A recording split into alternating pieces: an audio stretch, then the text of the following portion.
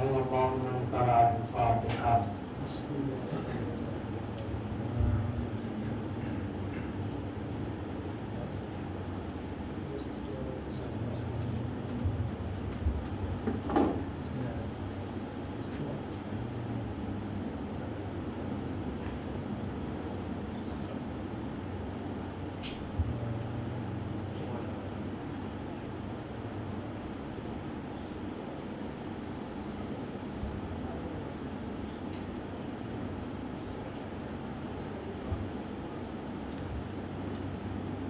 لا حول ولا قوة إلا بالله العلي العظيم. بسم الله الرحمن الرحيم. رب اشرح لي صدري ويسر لي أمري واحلل عقدة من لساني يفقهوا قولي. حسبنا الله ونعم الوكيل ونعم المولى ونعم النصير. الحمد لله الذي هدانا لهذا وما كنا لنهتدي لولا أن هدانا الله. لقد جاءت رسل ربنا بالحق. الصلاة والسلام وتحية والإكرام على نبينا المعين ورسولنا المسدد المصطفى الأمجد المحمود الأحمد حبيب إله العالمين بالقاسم محمد.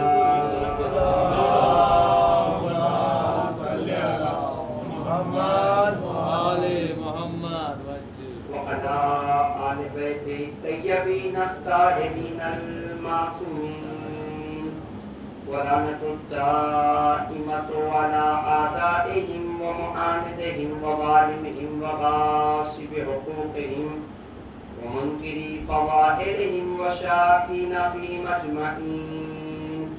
اما بعد فقد قال تبارک وتعالی فی القرآن الکریم وفرقان الحمید. بسم الله الرحمن الرحيم. يا أيها الرسول بلغ ما أنزل إليك من ربك وإن لم تفعل فما بلغت رسالته والله يعصمك من الناس إن الله لا يهدي القوم الكافرين. اللهم صل على محمد وعلى محمد. اذان کرام قدر، معزز اور محترم سامعین کرام، ولایت اور کربلا کے عنوان سے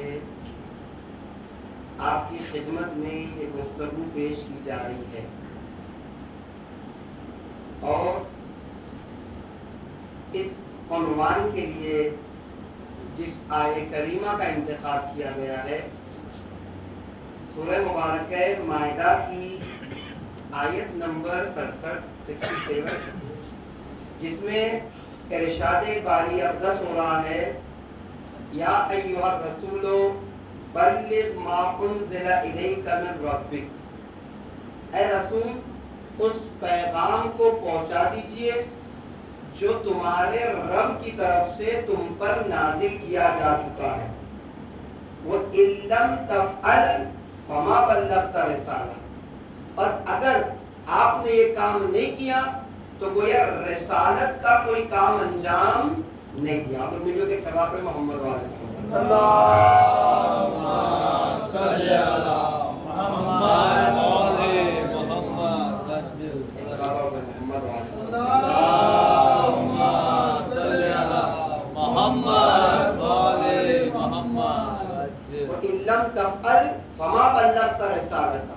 اور اگر آپ نے کام نہیں کیا تو گویا رسالت کا کوئی کام انجام نہیں دیا، رسالت کو نہیں پہنچایا. واللہ یعصمک من الناس. اور اللہ آپ کو لوگوں کے شر سے بچائے گا. ان اللہ لا یہدی القوم الکافرین، اور اللہ جو ہے قوم کافر کی ہدایت نہیں کرتا۔ یہ آیت کریمہ ہے جو آپ کی خدمت میں پیش ہو رہی تھی، روزانہ پیش ہو رہی ہے، اور کل جو گفتگو ہم نے آپ کی خدمت میں پیش کی تھی کہ اس ولایت کے حوالے سے ہماری ذمہ داری کیا ہے۔ جس طریقے سے ہم نے کربلا کو منایا ہے اسی طریقے سے غدیر منانا بھی ہماری ذمہ داری ہے۔ کسی نے علامہ امینی سے پوچھا تھا، علامہ امینی الغدیر تقریباً 18 جلدوں میں آپ نے غدیر لکھی ہے، اور لکھی نہیں بلکہ 18 جلدوں کو لکھنے کے لیے دنیا کے کس گوشے میں آپ نہیں گئے جہاں جا کر محنتیں کر کے ایک مفصل کتاب الغدیر کے نام سے لکھی، تقریباً 18 ویلیوم میں 18 جلدیں ہیں۔ اور بہت اہم بات، جب ان سے کسی نے کہا کہ آپ یہ محرموں کی جلوس کیوں نکالتے ہیں، سڑکوں پر کیوں آ جاتے ہیں، راستے پر کیوں آتے ہیں، تو انہوں نے کہا تھا ہم نے غدیر کو گھروں میں منایا تو لوگوں نے غدیر کو بھلا دیا، ہم نہیں چاہتے کہ محرم بھی بھلا دیا جائے۔ لہذا ذمہ داری ہماری محرم کے ساتھ ساتھ غدیر اور ولایت کو بھی ویسے منائیں جیسے ہم کربلا کو مناتے ہیں۔ تو کل تک جو موضوع تھا ہمارا، کل تک جو بات ہو رہی تھی کہ اس ولایت کے عنوان سے ہماری ذمہ داری اور ہماری رسپانسبلٹی کیا ہے۔ آج جو آپ کی خدمت میں پیش کرنا ہے کہ اس ولایت اور محبت میں فرق کیا ہے۔ ہمارے یہ سمجھتے ہیں کہ محبت کرنا ہی ولایت ہے اور ولایت کے معنی ہی محبت ہے، جبکہ ایسا نہیں ہے۔ یاد رکھیے، اس دن میں نے آپ کی خدمت میں جملہ کہا تھا کہ بعد اعلان ولایت امیر کائنات اللہ کے رسول نے سب سے کہا کہ یوں اقرار کرنا کافی نہیں ہے، بلکہ ضرورت اس بات کی ہے کہ فردن فردن انڈیویجلی طور پر ہر کوئی آئے اور امیر کائنات کے ہاتھوں پر بیعت کرے، ہے نہیں؟ اور میں نے کہا تھا عورتوں کے لیے بھی، چونکہ محرم اور نامحرم کا مسئلہ تھا، ایک ظرف میں پانی منگایا، امیر کائنات سے ہاتھ رکھنے کے لیے کہا، اور پھر کہا جو بھی لیڈیز، جو بھی عورت آئے وہ اس میں ہاتھ رکھ کر امام علی کی بیعت کرے۔ بس یہی کہہ دوں، اور یہ معاملہ 3 دن تک چلتا رہا، اسلام کی خدمت میں تفصیل سے پیش کیا۔ صرف سب سے پہلا فرق یہی ہے، یاد رکھیے، محبت میں بیعت نہیں مانگی جاتی، لیکن ولایت میں بیعت کا مطالبہ کیا جاتا ہے۔ بیعت کا مطالبہ یعنی آپ کی گردن پہ اس کا حق ہے، لیکن محبت ممکن ہے کوئی بھی کرتا ہو۔ آج آپ مجھے بتائیے، کیا دوسرے مذاہب والے امام حسین سے محبت کرتے ہیں کہ نہیں کرتے؟ محرم مناتے ہیں کہ نہیں مناتے؟ ماتم داری اور عزاداری کرتے ہیں کہ نہیں کرتے؟ تو اس کا مطلب جو محبت ہے وہ ولایت نہیں ہے، دو الگ الگ باتیں ہیں۔ محبت تو کوئی بھی کر سکتا ہے، محبت تو کوئی بھی کر سکتا ہے، لیکن ولایت کا مطلب یہ ہے کہ جس کو ولی مانا ہے، جس کو حاکم مانا ہے، جس کو اپنا سربراہ مانا ہے، اس کا حق ہماری گردن پہ ہے۔ یعنی وہ جو اللہ کے رسول میدان غدیر میں کہہ رہے تھے، اولا بانفسکم، کیا میں تمہارے نفسوں پر تم سے زیادہ حق نہیں رکھتا؟ تو لوگوں نے کیا کہا تھا؟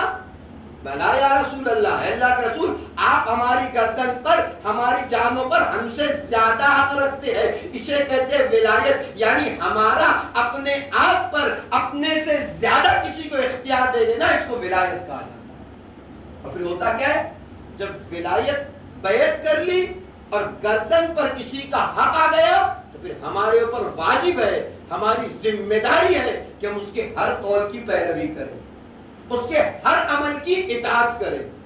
ولایت، میں نے کہا محبت ہو سکتا ہے کہ ایک آدمی محبت کر رہا ہو، اس کو کیا فرق پڑتا ہے کہ امام علی نے کیا کہا، امام حسن کی سیرت کیا ہے، امام حسین کیا کہہ رہے ہیں، وہ صرف محبت کرتا ہے۔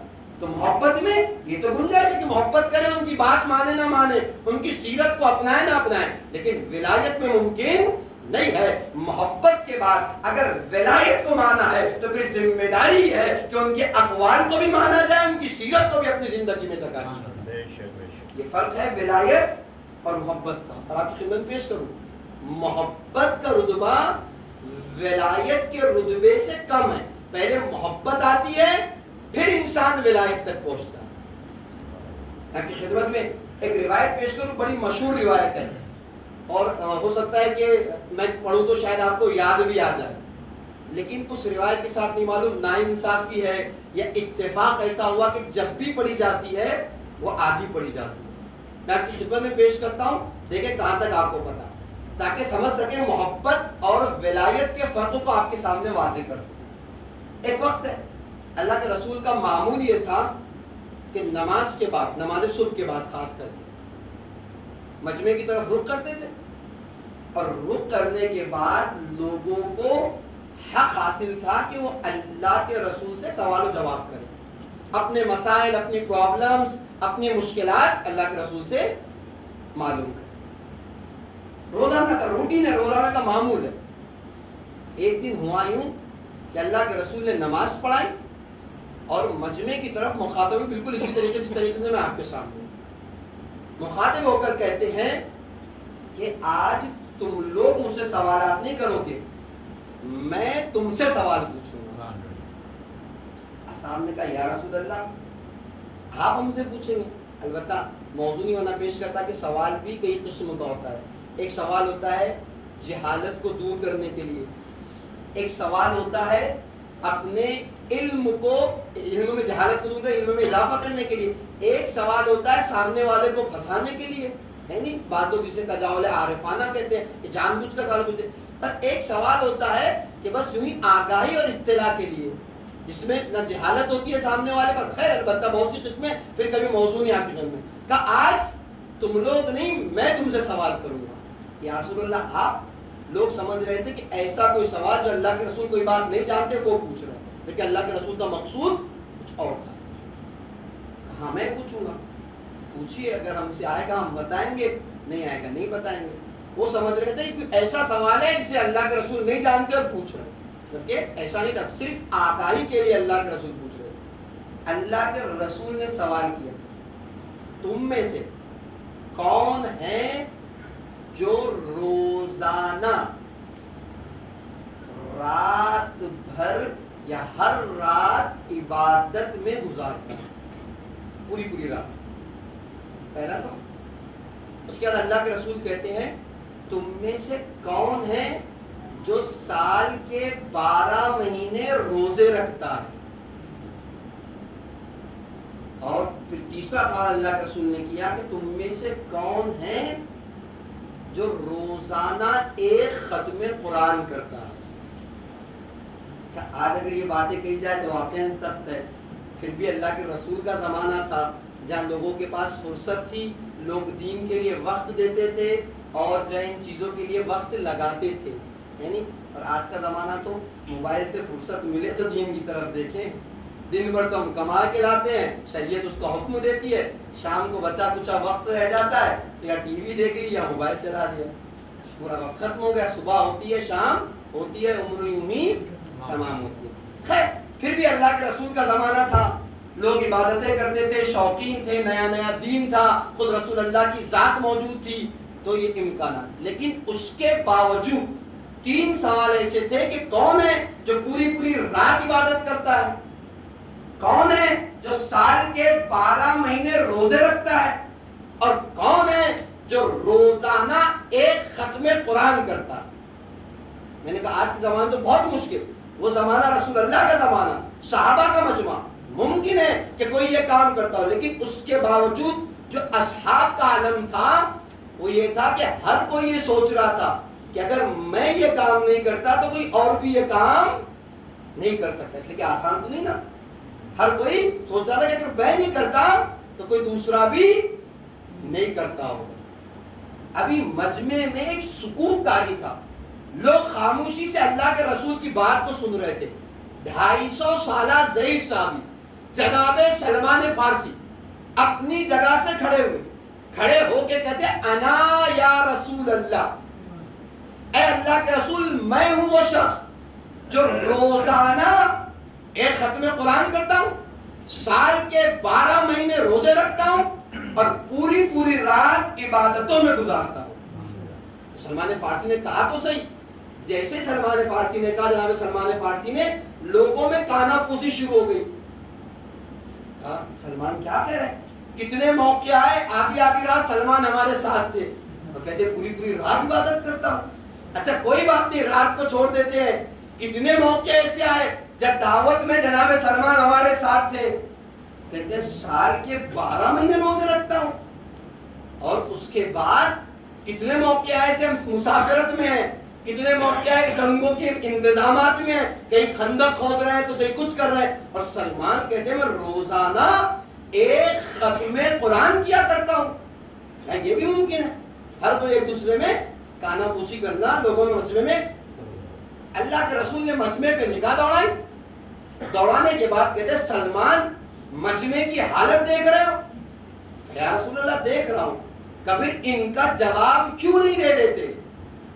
کہو جو چاہتا ہوں ان کا جواب کیوں. اصل بات سنا جائے گا، محبت پہلا مرتبہ، اس کے بعد کا مرحلہ ہے ولایت کا. اسے آپ سمجھ لیں، بات واضح ہو جائے گی اس روایت کے ضمن میں.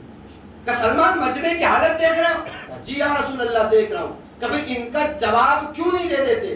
جناب سلمان فارسی نے کہا آپ اجازت دیں میں ان کا جواب دیتا ہوں. بسم اللہ سلمان. جناب سلمان فارسی نے شروع کیا، یا رسول اللہ آپ ہی نے تو کہا تھا جو روزانہ سونے سے پہلے وضو کر کے بستر پہ جائے گا، کوئی اب بستر پہ نہیں جا رہا، مصلی عبادت پہ جا رہا ہے. یا رسول اللہ کوئی رات ایسی نہیں گزرتی کہ بغیر وضو کے بستر پر جاتا ہوں.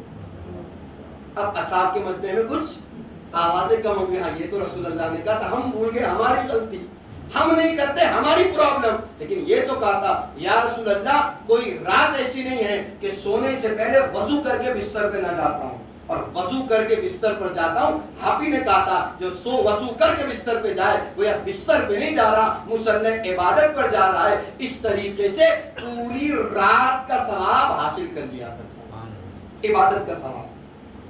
اس کے بعد جناب سلمان فارسی کہتے ہیں یا رسول اللہ آپ ہی نے تو ایک مرتبہ قرآن کی آیت پڑھی تھی اور کہا تھا من جاء بالحسنۃ فلہ عشر امثالها، جو شخص بھی ایک نیکی کرے گا اسے 10 نیکیوں کا ثواب دیا جائے گا. یا رسول اللہ ہر مہینے کی 13، 14 اور 15 تاریخ کو روزہ رکھتا ہوں، ایک نیکی 10 کے برابر، ایک روزہ 10 روزے کے برابر، دوسرا روزہ 20 روزے کے برابر، تیسرا روزہ مہینے کے روزے کے برابر. یا رسول اللہ مہینے میں 3 روزے رکھ کے پورے مہینے کے روزوں کا ثواب حاصل کرتا ہوں، اور اس طریقے سے سال کے 12 مہینے روزوں کا ثواب حاصل کرتا ہوں. سلمان فارسی. البتہ جملہ رک کے کہوں یہاں تھوڑی دیر کے لیے، آپ دیکھیں یہ جو آیت ہے یہ اتنی مشہور ہے کہ ہمارے پاس بھی، ہماری زبانوں پہ بھی یہ بات ہے کہ جو ایک نیکی کرے گا اسے 10 نیکیوں کا ثواب دیا جائے گا. یعنی البتہ موضوع نہیں بنا اور اس کی آپ کی خدمت میں پیش کرتا کہ نیکی 10 گنا اور گناہ ایک ہی گناہ لکھا جاتا ہے. یہ خدا کا لطف ہے، خدا کا رحم ہے، خدا کا کرم ہے. نہ بلکہ بہت سے ایسے مسائل کرامن کاتبین ہیں، دائیں ہاتھ پہ اچھا اعمال والا، بائیں ہاتھ پہ برے اعمال والا. جہاں آپ نے نیکی کی بغیر کسی تاخیر کو لکھ دیتا ہے. لیکن روایت کہتی ہے گناہ اگر انسان کرتا ہے تو اس فرشتے کو اجازت نہیں کہ فوراً لکھے. بعض روایتیں کہتی ہے 7 گھنٹے، بعض روایت کہتی ہے 7 دن بعد وہ گناہ لکھا جاتا ہے. کیوں؟ پروردگار عالم کہتے ہیں اسے مہلت دو، گناہ تو کیا ہے شاید توبہ کر لے گا. تو رحم ہے پروردگار کا، نیکی فوراً لکھی جاتی ہے، گناہ فوراً نہیں لکھا جاتا. لیکن کرم کے حوالے سے ایک نیکی 10 گناہ کے برابر اور گناہ ایک کا ایک ہی لکھا جاتا ہے. تو یہ بات اتنی مشہور ہے کہ جو ایک نیکی کرے گا اسے اس کا 10 گناہ دیا جائے گا. البتہ یہ مفہومی ترجمہ ہے آیت کا. اگر آیت کا دقیق ترجمہ کیا جائے تو آیت یہ نہیں کہہ رہی کہ جو ایک نیکی کرے گا. کیا کہہ رہی آیت؟ من جاء بالحسنۃ فلہ عشر امثالها، جو ایک نیکی لے کر آئے گا. عربی لفظ ہے جاء، مولانا تشریف فرمائے آنے کے معنی، جو تھوڑی بہت بھی عربی جانتا ہو جانتا ہوگا. جاء زیدن، زید آیا، یعنی کرنے کے معنی میں نہیں، آنے کے معنی میں. وہ آیت کیا کری؟ جو ایک نیکی لے کر کرے گا نہیں، ایک نیکی لے کر آئے گا اسے ایک نیکی کے عوض میں 10 نیکیوں کا ثواب دیا جائے گا. کیا فرق ہے نیکی کرنے میں اور نیکی لے کے آنے میں؟ فرض کر ایک روایت ہے، اسے میں مثال کے ساتھ مکس کر کے آپ کی خدمت میں پیش کرتا ہوں، بات واضح ہو جائے گی. فرض کرے ایک صبح ہم سو کر بستر سے اٹھے، صبح کا وقت تھا، دروازے پہ دق الباب ہوئی، ڈور بیل بجی، دروازے کو کھولا تو کیا دیکھا؟ ایک دوست ہے کھڑا ہوا، خیریت؟ سلام علیکم۔ وعلیکم السلام، خیریت ہے؟ بہت پریشان ہوں، ایک 10,000 روپے کی ضرورت ہے۔ خیر ہمارے پاس تھے، ہم نے اٹھائے 10,000 روپے اسے دے، نیکی ہو گئی، بہت بڑی نیکی کی، مومن کی ضرورت کے وقت اس کی ضرورت کو پورا کیا۔ اب ناشتہ کیا اور گھر سے باہر نکلے، ابھی چند قدم چلے تھے، دوسرا دوست مل گیا۔ ہم نے کہا یار اپنا وہ دوست نہیں کیا، بہت پریشان تھا، آج صبح صبح آیا تھا، ہم سے 10,000 روپے مانگ رہا تھا۔ روایت آگے کیا کہتی پتہ ہے؟ آپ نے نیکی کی اور پہلی مرتبہ جہاں نیکی کو بیان کیا، نیکی کا 30% ختم، کتنا باقی رہ گیا؟ 7۔ آگے بڑھے، اس دوست کا بھائی دکھائی دیا، ارے یار تم اپنے بھائی کا خیال نہیں کرتے، کتنا پریشان تھا، صبح تقریب میں حضرت صبح ہمارے دروازے پر آ گیا تھا۔ اب کیا کہتی روایت؟ 60% ختم۔ اور جہاں جا کے ایک بار کسی اور کے سامنے بیان کیا تیسری مرتبہ، اب روایت کہتی ہے نیکی تو بہت بڑی کی تھی، 3 مرتبہ جہاں بیان کیا، نیکی میں سے کچھ بھی بچا نہیں، باقی نہیں رہ گیا۔ تو اس کا مطلب کیا ہے؟ نیکی کرنا آسان ہے، لیکن نیکی کو بچا کر بارگاہ خداوندی میں لے جانا سخت ہے۔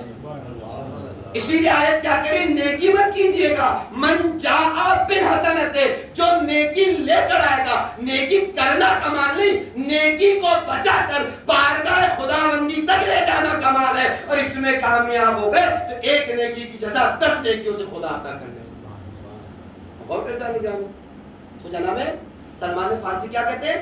یا رسول اللہ آپ نے قرآن کی آیت پڑھی تھی، جو ایک نیکی کرے گا 10 نیکی کا ثواب، ایک روزہ رکھ کے 10 روزوں کا ثواب لیتا ہوں، دوسرا روزہ رکھ کے 20 روزوں کا ثواب، اور تیسرا روزہ رکھ کے 30 روزوں کا ثواب حاصل کرتا ہوں، گویا پورے مہینہ روزہ رکھتا ہوں، پورا مہینہ نہیں، سال کے 12 مہینے روزے رکھ کر سال کے 12 مہینوں کا ثواب حاصل کرتا ہوں روزوں کا۔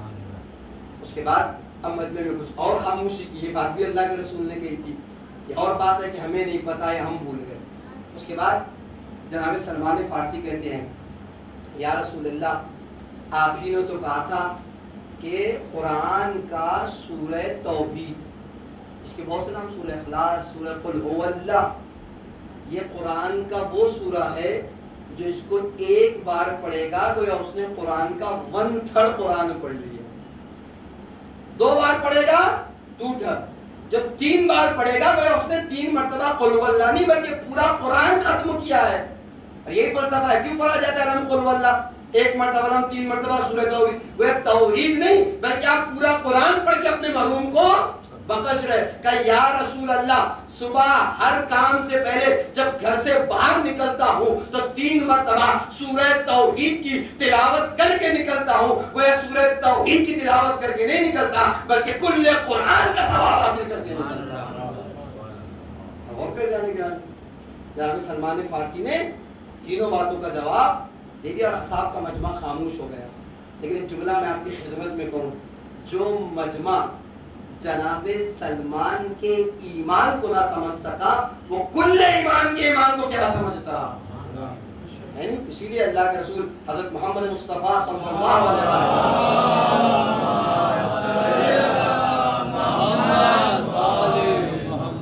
نے ارشاد فرمایا اللہ کو کسی نے نہیں پہچانا، پہچانا تو یا میں نے پہچانا یا علی نے پہچانا، مجھے کسی نے نہیں پہچانا، اگر پہچانا تو یا اللہ نے پہچانا یا علی نے پہچانا، اور علی کو کسی نے نہ پہچانا یا میں نے پہچانا یا خدا نے پہچانا، کیونکہ ذات امیر کائنات کل ایمان و ذات کا نام ہے، اسے کوئی سمجھ ہی نہیں سکتا۔ میں نے کہا وہ مجمع اصحاب کا مجمع جو جناب سلمان کی معرفت پیدا نہ کر سکا وہ کل ایمان کی معرفت کیا پیدا کرتا نا؟ وہ مجمع آج مومنین بھی ہم کیا معرفت حاصل کر سکتے ہیں امیر کائنات کی؟ آپ کو بتاؤ ہماری معرفت کا عالم کیا ہے؟ بعض فضائل ہم سمجھتے امیر کائنات کے بہت بڑے فضائل ہیں، جی ہاں فضیلت ہے لیکن بڑی نہیں۔ مثلا ہم کہتے ہیں کہ امیر کائنات کو یہ شرف حاصل ہے کہ آپ کعبے میں پیدا ہوئے، توفیق رہی زندگی میں ساتھی تو پیش کروں گا، علی کو شرف نہیں کہ علی کعبے میں ہے، کعبے کو شرف ہے کہ علی کعبے میں آیا. وقت ہوگا تو پیش کروں گا، اور نہ اپنے جملوں سے، ان جملوں سے پیش کروں گا جس کو سن کے آپ دنگ رہ جائیں. ہماری معرفت ہی ہے، ہم سمجھتے بہت بڑی فضیلت ہے، فضیلت ہے کہ علی کعبے میں آئے، لیکن علی کو فضیلت نہیں کہ علی کعبے میں آئے. کعبے کو فضیلت حاصل ہے علی کعبے میں. ایک دوسرے ہم کہتے ہیں کہ علی کی ذات وہ ذات ہے جن کے چہرے کو دیکھنا بھی عبادت ہے. بالکل یہ فضیلت ہے، لیکن سب سے بڑی فضیلت بہت سی چیزوں کو دیکھنا عبادت ہے. قرآن کو دیکھنا عبادت، والدین کے چہرے کو دیکھنا عبادت، کعبے کو دیکھنا عبادت ہے. نہیں تو ایسا نہیں ہے کہ صرف امام علی علیہ السلام کے چہرے کو دیکھنا فضیلت ہے، لیکن بڑی فضیلت نہیں. یہ اس لیے کہتے ہیں کہ ہماری اپنی معرفت کی کمی ہے، ورنہ علی کی ذات تو وہ ذات ہے جانے کا ہمیں چہرہ کیا امیر کائنات کے پیر بھی دیکھ لیے جائے تو عبادت. ثابت کروں میں آپ کی خدمت میں جنگ خیبر ہے نہیں، آپ کی سنی ہوئی ہے، مجھے دہرانا نہیں ہے، اور نہ میں باتیں تکرار کرنے کا عادی ہوں کہ جو باتیں سنی اسی کو آپ کی خدمت میں ریپیٹ کروں. صرف میں نتیجہ لیتا ہوں، اب بات آگے بڑھ جائے. ہوا کیا؟ وہ دروازہ خیبر جسے 40 لوگ کھولا اور بند کیا کرتے تھے، جب امیر کائنات نے اسے اپنے ہاتھوں سے اکھاڑ دیا، یعنی انگلیوں سے، نتیجہ کیا ہے؟ خندق بنی ہوئی تھی، خیبر کو دروازے کو ہاتھ پہ رکھا اور مسلمانوں کا لشکر یہاں سے قلعہ خیبر کی طرف منتقل ہوا، اس دروازے پر چل کر. لوگوں کی تعجب کے ٹھکانے نہ رہے، دوڑتے ہوئے آئے رسول اللہ کی خدمت میں، یا رسول اللہ غضب ہو گیا. کیا ہوا؟ کہ وہ دروازہ جسے 40 لوگ ایک وقت میں کھولا اور بند کیا کرتے تھے، آج علی نے اپنی انگلیوں سے اکھاڑا نہیں بلکہ اپنے ہاتھوں پر دروازے کو لیے ہوئے، اور مسلمانوں کا لشکر اس خندق کو اس طرف سے اس طرف کراس کر رہا ہے. پتہ ہے اللہ کے رسول نے کیا کہا تھا؟ علی کے ہاتھوں کو نہیں، علی کے پیروں کو دیکھو. اب دیکھ لے جانے کیا ہمیں اٹھا کے دیکھ لے، تاریخ اٹھا کے دیکھ لے. جب جا کے امیر کائنات کے پیروں کو دیکھا تو کیا دیکھتے ہیں؟ ہاتھ تو ہاتھ، پیر بھی زمین پر نہیں ہے. اب یہاں سے ایک جملہ آپ دیکھیں، یہ جو لفظ تھا علی کے پیروں کو دیکھو، یہ آرڈر کا صیغہ ہے. امر کہتے ہیں عربی میں اسے، آرڈر. جہاں بھی قرآن یا اللہ کا رسول اس امر کے صیغے کو استعمال کریں، یعنی آرڈر کے صیغے کو استعمال کریں، دیکھو، کھاؤ، سنو، تو جہاں بھی ہماری شریعت کہتی ہے کہ یہ امر کا صیغہ، آرڈر کا صیغہ استعمال ہو، دو ہاتھ سے بات خالی نہیں ہوتی. یا تو وہ فعل واجب ہو جاتا ہے یا وہ فعل مستحب ہو جاتا ہے. اللہ کے رسول کیا کرے؟ علی کے پیروں کو دیکھو. اب یا تو دو ہاتھ سے بات خالی نہیں، یا دیکھنا واجب ہے یا دیکھنا مستحب ہے. واجب ہے تب بھی ثواب، مستحب ہے تب بھی ثواب. چہرہ تو دور کی بات، علی کے پیروں کو دیکھنا بھی ثواب ہے. ہم کیا سمجھتے ہیں کہ صرف چہرے کو دیکھنا ہی، ذات وہ ذات ہے جن کے چہروں کو، ہاتھوں کو، پیروں کو دیکھنا ثواب، اور دیکھنا تو دور کی بات جن کا ذکر کرنا بھی عبادت ہے، جن کی محبت کو دل میں رکھ لینا بھی. مشہور روایت ہے، صحیح بخاری کی روایت ہے نہیں؟ امیر کائنات تشریف فرمائے، اللہ کے رسول ہے، اور باپ بیٹی تشریف فرمائے، گفتگو ہو رہی ہے، تاریخ میں صحیح بخاری کی روایت، باتیں کر رہے ہیں رسول اللہ سے، اور بابا دیکھ رہے ہیں امیر کائنات کے چہرے کی طرف. بیٹی سے برداشت نہیں ہوا کہ بابا آپ بات رسول اللہ سے کر رہے ہیں اور چہرہ جو ہے وہ علی کا دیکھ رہے ہیں.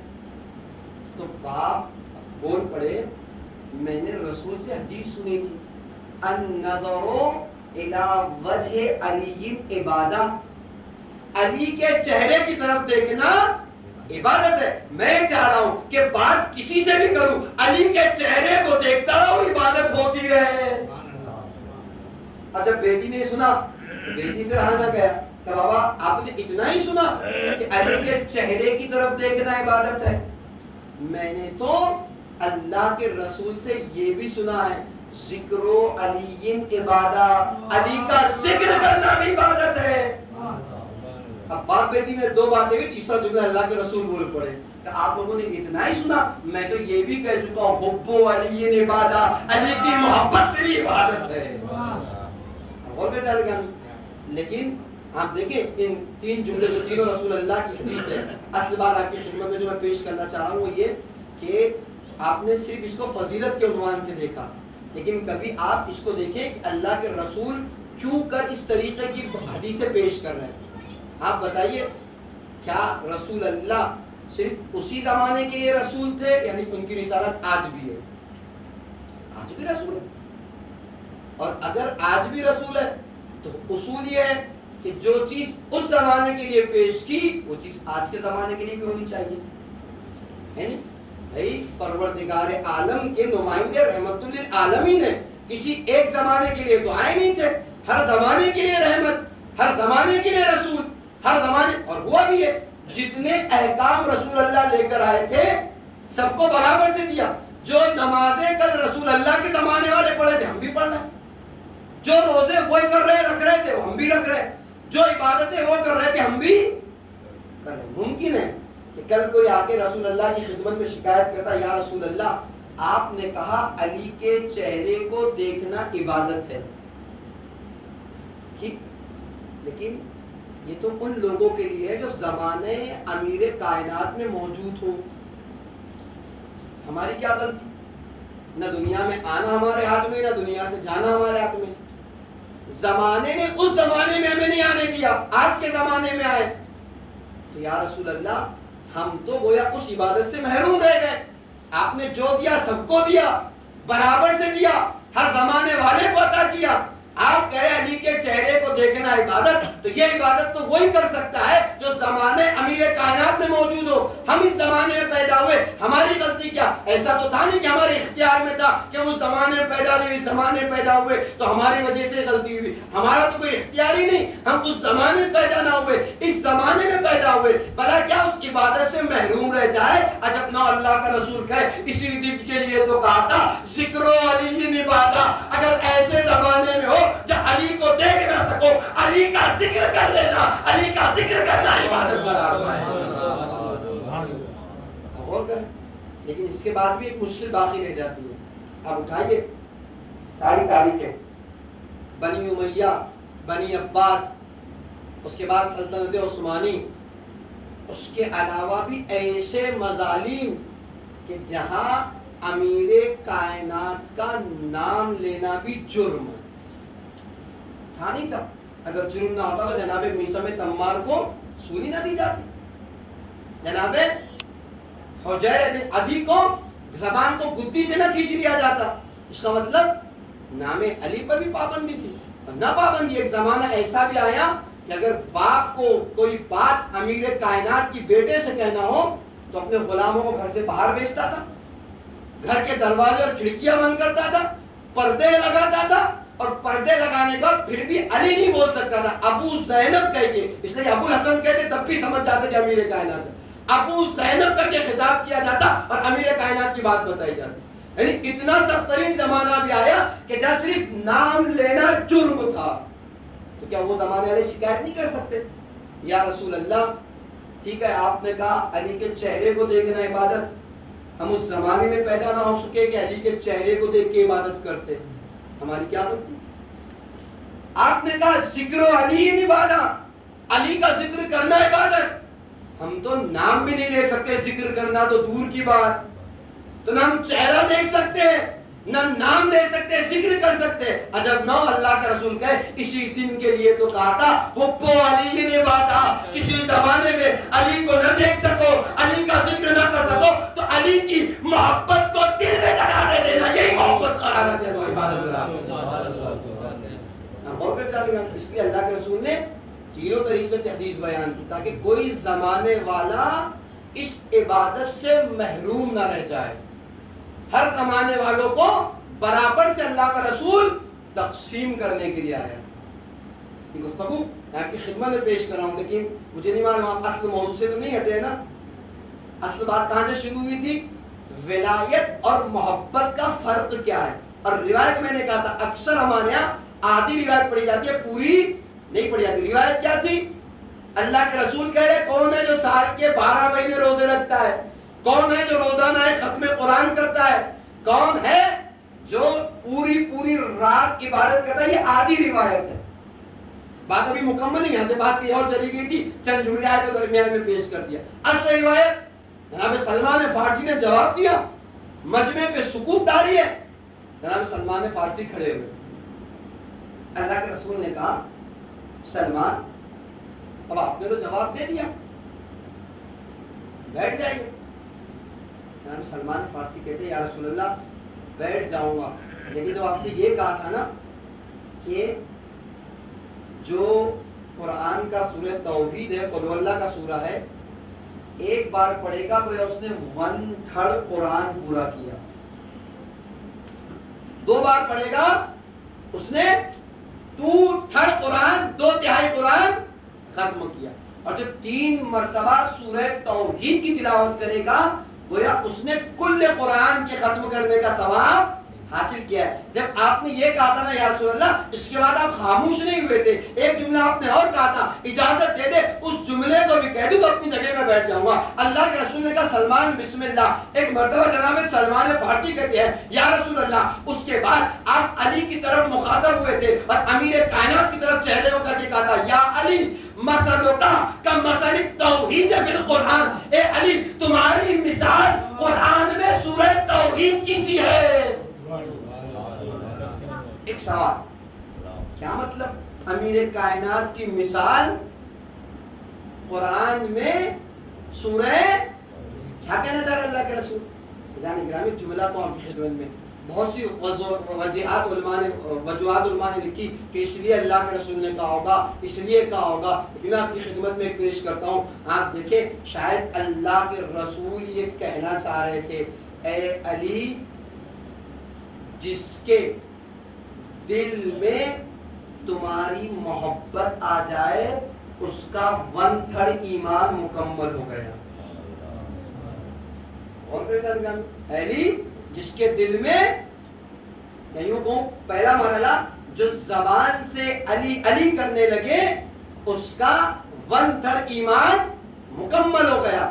زبان کے ساتھ کسی کے دل میں علی اتر جائے تو سمجھ لینا 2/3 ایمان مکمل ہو گیا. اور زبان اور دل کے ساتھ جب اعضاء و جوارح بھی علی علی کرنے لگ جائے تو سمجھنا ایمان مکمل ہو گیا.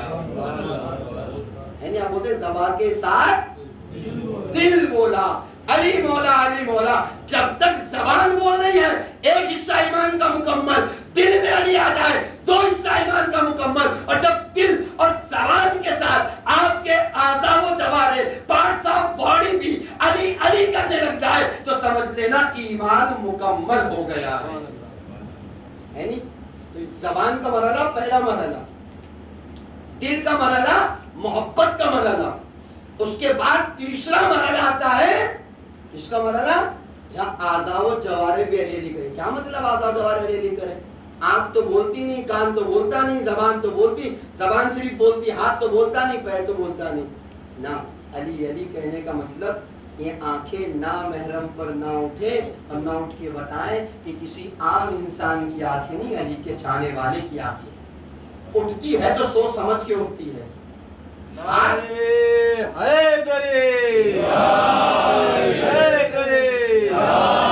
ہم سب کا مولا, ہم سب کا مولا, حسنین کا بابا, کعبے میں ولادت, مسجد میں شہادت, زور سے بولو نعرے خیبری اور محمد والے محمد صلی اللہ علیہ وسلم.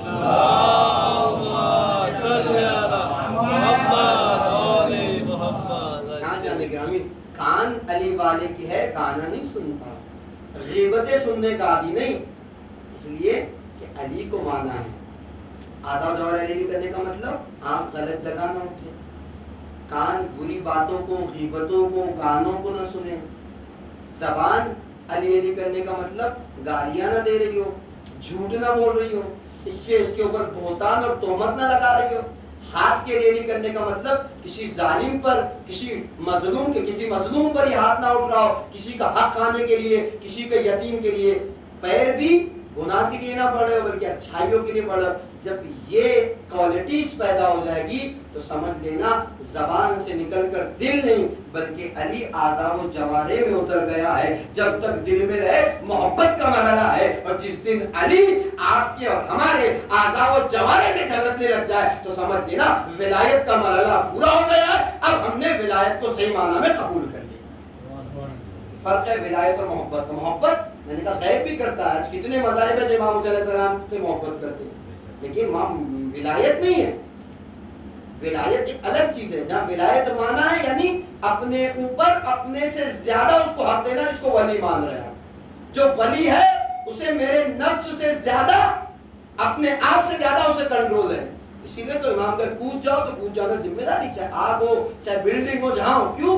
اس لیے اپنے سے زیادہ اسے اختیار دے دیا. جب اپنے سے زیادہ اسے اختیار دے دیا کا مطلب کیا ہے؟ اس کی ہر بات کو ہمیں ماننا ہے، اس کے ہر کام پر، اس کی ہر جو ہے وہ ادا پر اس کی پیروی اور اطاعت کرنا ہے ہمیں، جو امام نے کیا. تب جا کے حق ولایت پورا ہوگا، زبان سے کہنے سے نہیں. بات تمام ہو گئی. ایک جملہ اور آپ کی خدمت میں کو بعض علماء نے لکھا تو کیوں اللہ کے رسول نے کہا یا علی مثلک کمثل التوحید فی القرآن، اے علی تمہاری مثال قرآن میں سورہ توحید کی سی ہے. کیوں کہا؟ ایک وجہ اور علماء نے بیان کی، اسے سنیں مسائل اور بات تمام ہو جائے. کہتے ہیں کہ اگر کوئی شخص، کتنے سورہ قرآن میں 114 114 سورہ، کوئی آئے اور آ کے کہے کہ میں 113 سوروں کو مانتا ہوں، قل ہو اللہ کو نہیں مانتا، مسلمان ہے کہ نہیں ہے؟ بھئی مسلمان وہ ہے جو رسول اللہ پر ایمان رکھے. جو کچھ رسول اللہ پہ نازل ہوا ہے اس پر بھی ایمان رکھنا اس کی ذمہ داری ہے. کوئی 113 سوروں کو مانے اور آگے کہے کہ میں توحید کو نہیں مانتا، سورہ توحید کو قبول نہیں کرتا، مسلمان نہیں رہ جاتا، اسلام اس کا چلا جاتا ہے. شاید یہی اللہ کے رسول کہنا چاہ رہے. کوئی آگے کہے ہم اسلام کی ساری باتوں کو مانتے ہیں، علی کو قبول نہیں کرتے، کچھ بھی ہو سکتا ہے، نہ مسلمان ہے نہ مومن ہے. سلوات پڑھے محمد و آل محمد.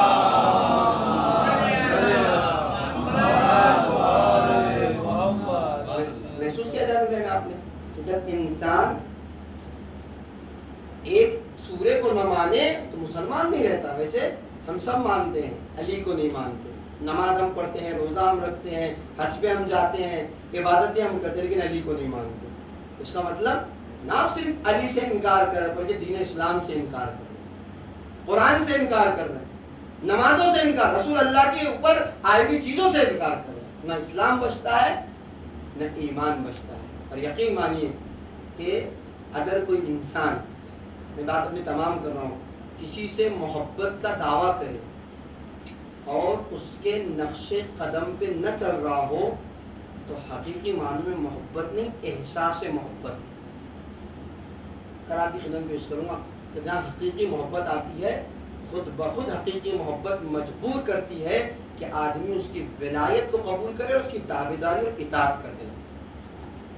لیکن اگر صرف میں زبان سے دم بھر رہا ہوں کہ میں علی کا چاہنے والا ہوں، علی کا ماننے والا ہوں، اور میرا کردار علی جیسا نہیں، میرا اخلاق علی جیسا نہیں، تو کہیں نہ کہیں میرے پاس احساس محبت ہے، حقیقی معنوں میں محبت نہیں. حقیقی معنوں میں محبت اس وقت جس دن آ جائے گی، اس دن بولنے کی ضرورت نہیں کہ علی کے نقش قدم پہ چلو، علی کا کردار تمہارے کردار سے جھلک رہا ہو، بقیہ ائمہ کی زندگی تمہاری زندگی میں شامل ہو. جس دن حقیقی محبت آئے گی، محبت مجبور کرتی ہے انسان کو کہ جس سے محبت کر رہا ہے اس کی اطاعت اور پیروی. یعنی بارہ میں کی خدمت میں کہہ رہا ہوں کہ جو چیزیں دین یا جو اخلاق و کردار، جو باتیں آج اہل بیت سے ہم تک پہنچی ہے، یہ اتنی آسانی سے نہیں.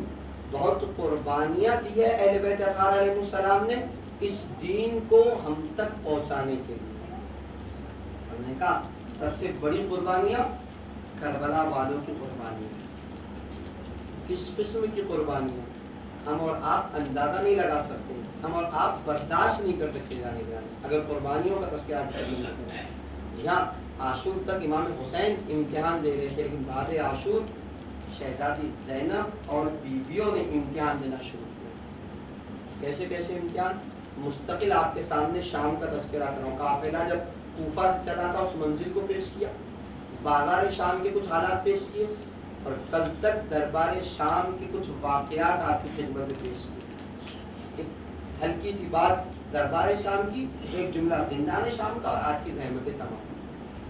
تاریخ کہتی ہے جب اسیران اہل بیت کو یزید ملعون نے اپنے دربار میں آنے کی اجازت دی تھی, صرف اجازت نہیں دی تھی, اس سے پہلے آس پاس کے ملک کے سفیروں کو دعوت دی تھی, بڑا مجمع جمع کیا تھا, جشن کے اہتمامات کیے گئے تھے, ڈھول اور تاشے منگائے گئے تھے, دربار شام کو سجایا گیا تھا.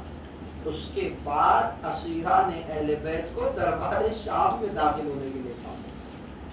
میں نے کہا کہ جہاں یزید ملعون چاہتا ہے کہ علی کی بیٹی زینب سے ہم کلام ہو, شہزادی فضہ آگے سے نہیں ہٹی اور یہ کہتی جاتی تھی کہ اے حبشی غلاموں, تمہاری غیرت کو کیا ہو گیا ہے, تمہاری شہزادی پر تعزیانے برسائے جائیں اور تم دیکھتے کھڑے رہ جاؤ. 300 ننگی تلواریں گردن یزید تک آ گئی تھی. یزید اپنے حکم کو واپس لے لے ورنہ خون کی ندیاں بہا دی جائے گی. تمہیں یزید تو واپس ہو گیا, تاریخ کہتی ہے, لیکن زینب کے دل پہ کیا گزری ہوگی. کبھی بھیا عباس کو یاد کیا ہوگا تو کبھی بھائی حسین کو پکارا ہے, بھیا کنیزوں کی آواز پر 300 ننگی تلواریں, یا آپ کی بہن زینب ہے, کوئی سننے والا نہیں. تاریخ کہتی ہے ابھی یہ معاملات چل ہی رہے تھے, ایک روم کا سفیر کھڑا ہوا, کھڑا ہو کر کہتا ہے اے یزید اگر تو کہے تو اس 4 سالہ بچی کو میں اپنی کنیزی میں لے لوں. کوئی عام بچی نہیں, حسین کی 4 سالہ یتیمہ کنیزی میں لینے کا تذکرہ. یزید کہتا ہے ہاں مجھے قبول ہے. جیسے جملے بیویوں نے سنے, دربار شام میں کوہرام برپا ہو گیا. شہزادی زینب نے مدینے کا رخ کیا. وہاں محمدہ وہاں نبیہ وہاں رسولہ کے کلمات ادا کیے. یا رسول اللہ, یہ کیسے دن آ گئے, آپ کی بیٹیوں کو, آپ کی بچیوں کو, آپ کی پوتیوں کو کنیزی میں طلب کیا جا رہا ہے. بیویوں میں کوہرام برپا. ادھر سید سجاد ہے, ہاتھوں میں ہتھکڑیاں, پیروں میں بیڑیاں. ایک مرتبہ جلال میں آ گئے, اے یزید خبردار مجبور نہ سمجھنا, یہ تو امتحان کی منزل ہے. کیا علی کا بیٹا خاموش ہے, لیکن اگر ایسی غلطی ہوئی خون کی ندیاں بہ جائے گی. اللہ اللہ, یہ وہ مراحل ہے جو شہزادیوں نے برداشت کیے. اتنا ہی نہیں, اس کے بعد وہ خطبے ہے جو امام سجاد اور شہزادی زینب نے پیش کیے. دربار میں ایک ہنگامہ سا برپا ہوا. یزید نے حکم دیا کہ اس قافلے کو زندان شام میں قید کر دیا جائے, لیکن ارباب مقاتل علماء کہتے ہیں کہ زندان میں بھی اس نے چین سے رہنے نہیں دیا. مقتل تو یہاں تک کہتا ہے کہ ہر دن یہ کوشش کرتا تھا کہ کس طریقے سے ان شہزادیوں کو ستایا جائے, اذیت دی جائے. ذہنی اذیتیں دی جاتی تھی, روحی اذیتیں دی جاتی تھی. تاریخ کہتی ہے ایک بار اس نے اپنی زوجہ ہند سے کہا آج تم نیا لباس پہننا, کنیزوں کو سجانا اور اپنے آرام سرا کو ایک دم آمادہ کرنا. کا خیریت تو ہے, کوئی جشن تو ہے, کا جشن نہیں. یہ جو قیدی آئے ہیں نا, میں انہیں تمہارے سامنے لا کر انہیں اپنی حالت بتانا چاہتا ہوں تاکہ انہیں اپنی حالت کا احساس ہو جائے. تمہیں دیکھے تو اپنی حالت پر رو پڑے. مقتل کہتا ہے, تاریخ بیان کرتی ہے کہ ایک وقت آنے والا آگے کہتا ہے چلو حرم سرائے یزید میں چلو. شہزادی زینب سمجھ گئی معاملہ کیا ہے. امام سجاد کو گلے سے لگایا, اے بیٹا سید سجاد, یہ حرم سرا میں ہمیں بلایا جا رہا, یہ بلایا نہیں جا رہا, ہمیں اذیتیں دی جائے گی, سج دج کے عورتیں ہوگی, ہمیں اپنے حال پر رونا پڑے گا. امام سجاد نے کہا اے مبی اماں, بابا کا وہ جملہ یاد کیجئے, اے بہن ہر مرحلے پہ صبر کرنا, بد دعا کے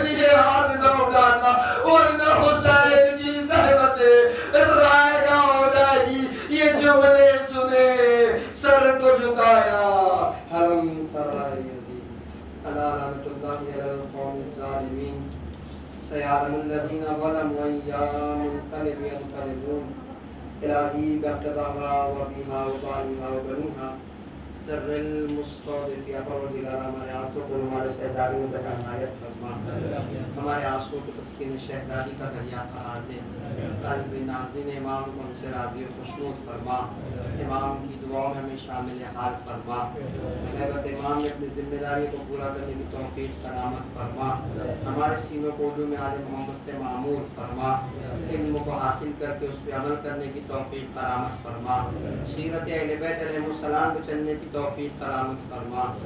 میرے محبوب سامعین مومنین میں جو مومنین پریشان ہیں ان کی پریشانیوں کو برطرف فرما، ان کی مشکلات کو برطرف فرما۔ میرے محبوب جن حضرات نے فرش عذاب آنسوں کے بعد ان سے دعا کی گزارش کر کے تمام دلی دعاؤں کو مستجاب فرما، ان کی تمام مشکلات کو برطرف فرما۔ میرے محبوب وہ زائرین جو کربلا پہنچ چکے، کربلا تشریف لے جائے، پروردگار ان کی جان مال عزت و ایمان کی حفاظت فرما۔ میرے محبوب روضہ مقدسہ کی حفاظت فرما، دشمن تشیع دشمن آزاداری میرے محبوب اگر قابل ہدایت ہے تو ان کی ہدایت فرما، اور اگر قابل ہدایت ہے تو نیست و نابود فرما۔ میرے محبوب ان آنسوں کے بعد جو دعائیں دل میں لے کر اسے قبول و مستجاب فرما، جو دعائیں دے گی اسے قبول و مستجاب فرما۔ میرے محبوب اہم ترین دعا ہے منتقم خون امام حسین یوسف زہرا امام زمانہ کے ظہور میں تعجیل فرما، امام کے مخلص غلاموں میں ہمارا شمار فرما۔ ربنا تقبل منا انک انت السمیع العلیم۔ حسین